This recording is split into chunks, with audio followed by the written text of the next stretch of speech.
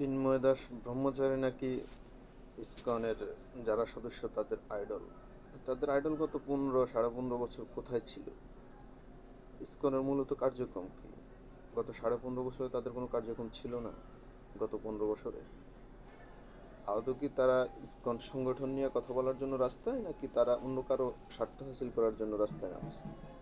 এই জিনিসটা আগে আপনাকে ক্লিয়ার হতে হবে, এবং এই জিনিসটা আপনাকে অবশ্যই অনুধাবন করতে হবে যে তাদের উদ্দেশ্য এবং তাদের আদর্শটা কোন জায়গায়।